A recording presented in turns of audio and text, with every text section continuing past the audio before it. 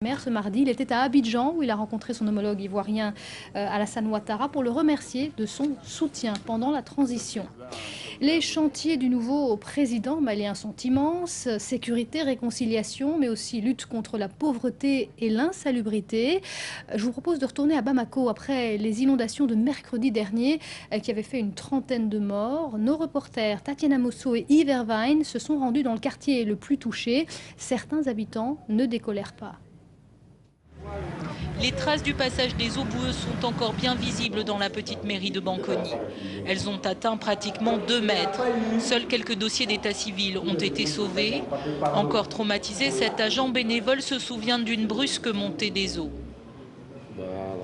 On a essayé de monter en haut. Vous êtes monté sur la porte là ? Sur la porte. Si tu n'as pas remonté sur la porte, tu vas noyer dans l'eau.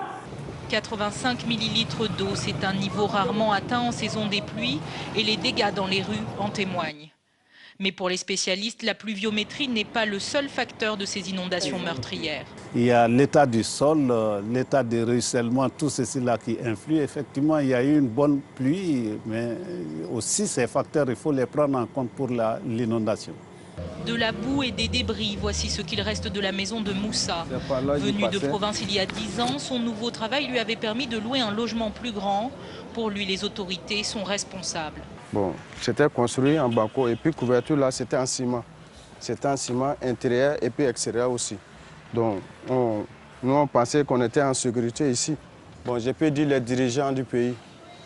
Je peux dire eux-mêmes, parce que c'est leur faute. Il y a Kaniko ici. On ne sort pas les choses. Il y a beaucoup de déchets dans Kaniko où l'eau ne peut pas passer. La reconstruction s'annonce laborieuse pour les habitants de Bankoni. C'est également un chantier de taille qui attend le prochain gouvernement malien alors qu'il reste encore un long mois de saison des pluies. La fille d'un proche de Mouammar Kadhafi